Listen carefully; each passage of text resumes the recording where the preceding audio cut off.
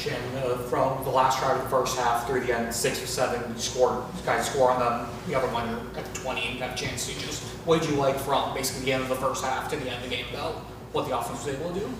I mean, we just settled down and started executing. I mean, it wasn't anything, at the beginning of the game, the first drive, we have a good drive going and we have a false start, puts us into a 3rd and long. And so games kind of go that way if you watch college football. Most games are close at halftime.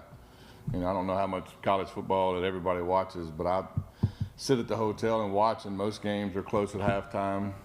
Basically, they start at 0-0. Most games start 0-0. So there's a process of the game takes a lot of different journeys, right? And most games are really close at halftime unless there's just a huge difference in the two opponents.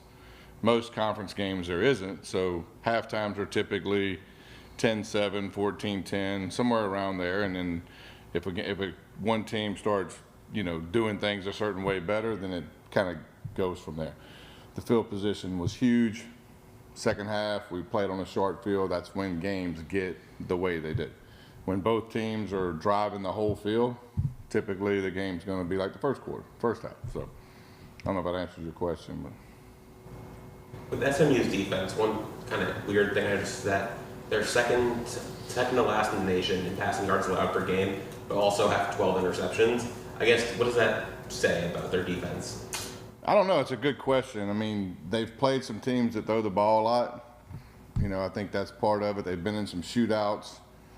They've been up in some games. Like the Baylor game, they were up, so Baylor was kind of fighting to get back in the game, which that's going to lead to throwing the ball more, taking more chances and all the rest. But I don't know. It's a good question. I mean, it's odd, but I do think the way that their games have unfolded, it's been kind of shootouts in a way, and other teams are trying to get back in the game. And when you try to get back in the game, it's going to be, you're going to have to throw it to try to score.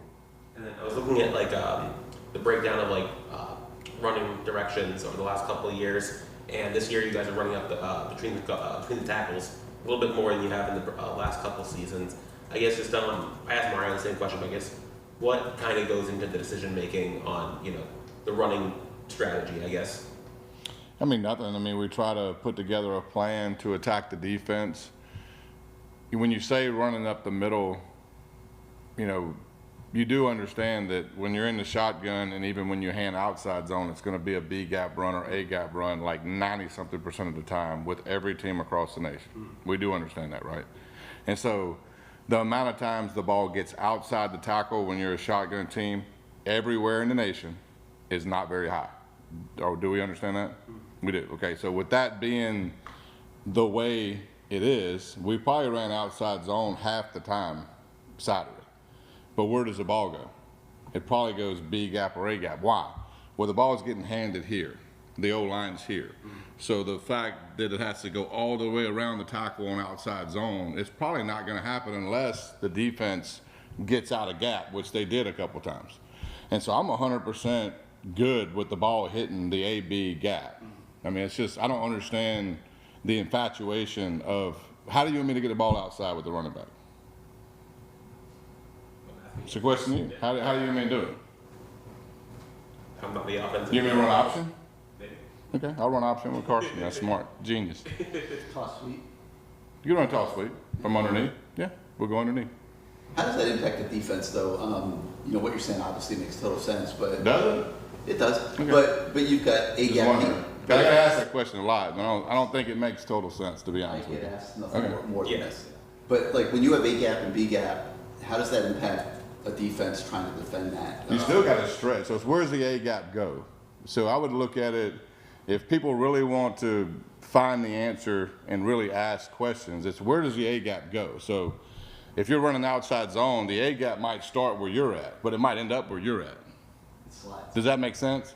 Because you're blocking, if you run outside zone, then the O-line's moving to the right. And so, yeah, the ball starts right here and the guard starts right here, but the ball might end up where you are. But it's still in the A gap or still in the B gap. Does that make sense? And so, but it's moved 6 or 7 yards that way. And so to me, I don't obsess about that nearly as much as y'all do or our fans do. I don't, because ultimately I understand that, like, when you hand the ball off from the shotgun, most of the time it's going to end up in the A or B gap. It don't matter what run scheme you run. We ran pin and pull 6 times Saturday. It could get outside, but how many times did it? It didn't, because it became a B gap run, because defenses most of the time are going to set the edge to the defense unless they mess up. They messed up a couple times and it spit outside and we got a game. You know, most times it's going to hit in the A or B gap. It doesn't matter what the run game scheme is. You know, counter is going to hit outside sometimes when they wrong shoulder it and the linebacker doesn't fit right. Is that an inside run or an outside run? I'm asking you. Probably in the eye of the beholder. Well, counter is an inside run, Right. but it ends up outside sometimes when the defense misfits it. You know what I mean? And so it has everything to do with how the defense fits it. Does that make sense? And so you can run outside zone 15 times, which we probably ran it 10 or so times in the game Saturday. It hit outside 1 time. It hit in the B gap most times. It hit in the A gap a handful of times. You know, like duo, you can run duo 10 times. It's probably going to hit in the A gap 6 of those times. It's probably going to spit to the B gap or backside B gap a handful of times. And there's going to be a couple of times where it falls off the table because they misfit it. You know what I mean? So where the ball hits, you know, I can't, the defense dictates that a lot by how they fit. And we use a lot of things to spit the ball on the edge, which creates edges to defenses, right? To me, that's our stretch game, is getting the ball in the flats, which we do approximately 8 to 10 times a game.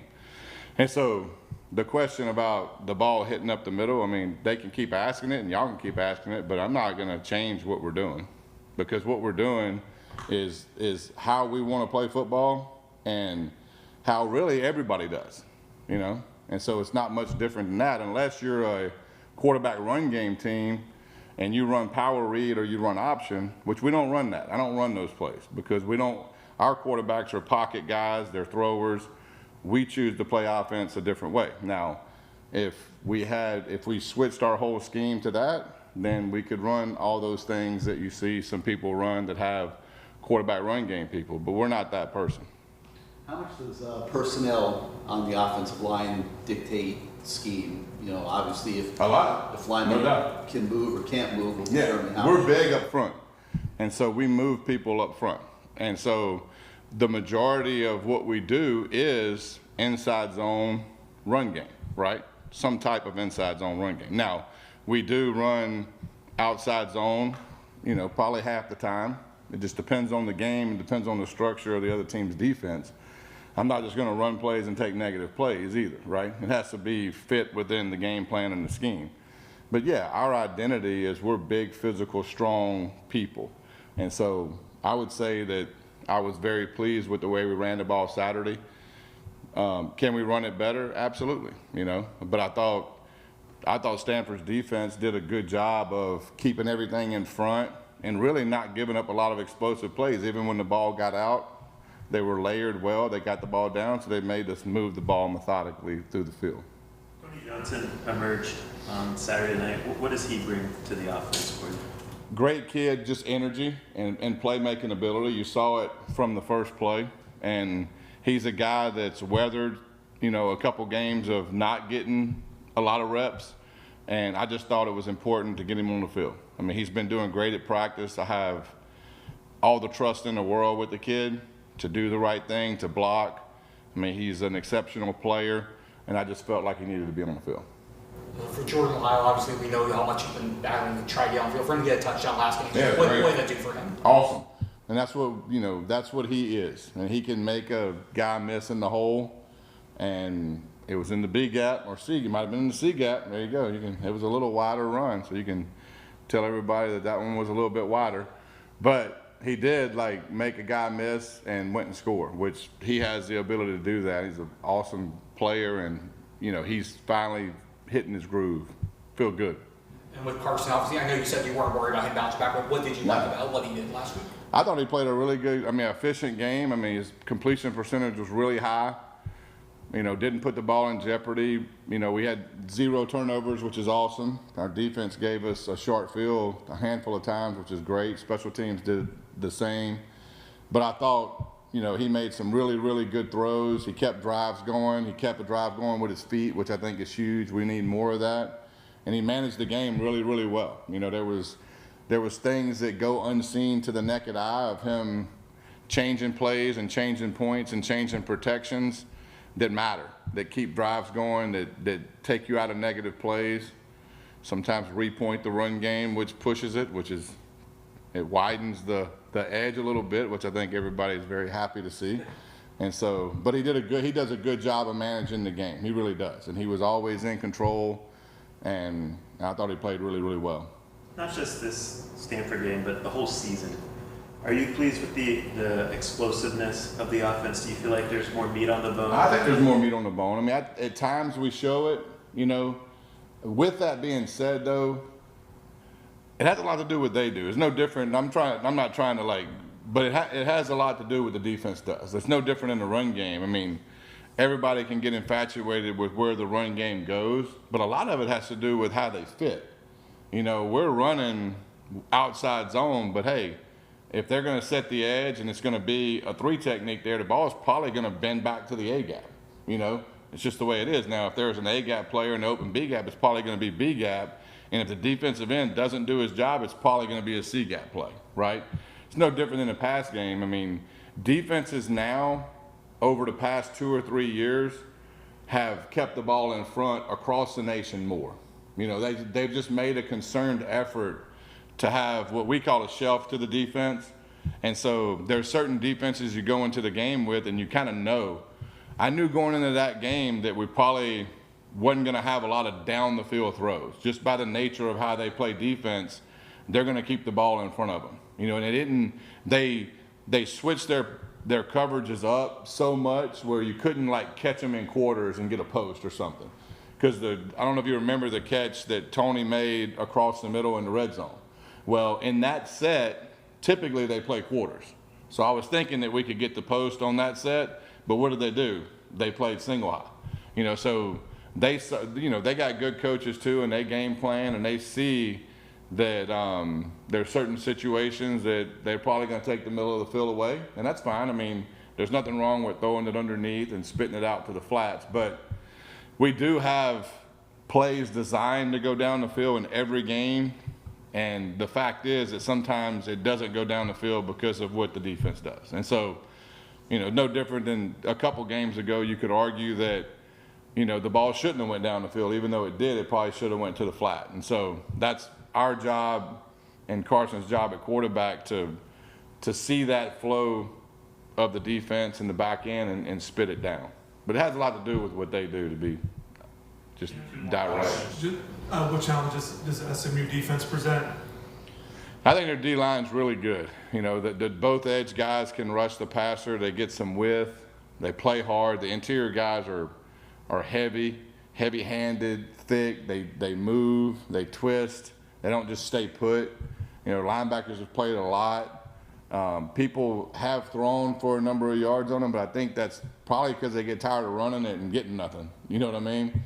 And so they get you in third down, and they do a good job of rushing the quarterback. One thing that sticks out to them is they're really good on 3rd and short. We're really efficient in short yardage. I mean, we've been 100% most games. This game we didn't get one, and we run it up the middle and get it too. That's odd, isn't it? But they're really good on 3rd and short. Oddly good on 3rd and short. So we have to do a good job on 3rd and short to keep drives going. Similar, just red zone matchup. You guys are good red zone touchdown team. Yeah. They're a good defensive red zone touchdown. They are. Goes into that. I think that's the one thing that sticks out to me about their defense. They don't give a lot of points. They might give up some yards, which yards really don't matter. I mean, points are what matters. So, and they'll give up some yards, but they don't give up a lot of points. And so I do think that when we get down there, and we've been good through the course of the season, I think that's one stat that we're really good at is red zone touchdowns. Now, we could be elite at it if we, clean up some stuff, obviously. Maybe run it outside a couple of times. It'd probably be really good. But ultimately, getting down there when the field gets short, being big and physical up front helps. And I do think that you see down there, because some of the runs that Mark made and scored, right? And they were up the middle, hate to admit, but you know, it was like a 9 or 10 yard gain, which is amazing that you can run it up the middle and get a 10-yard gain, right? But one of the reasons that the box was weak because of, you know, they have to respect those guys out there. So we create a little bit of space with just the threat of, like, you saw CJ catch the fade ball. Like, we haven't thrown a lot of them this year, but we've completed most of the ones we've thrown. And so I do think those guys are really good out there at making plays when things get tight. And I think we create some space in the middle because of that. Great, thank you, Coach Dawson. Appreciate you, Joe. Thank you, Shannon.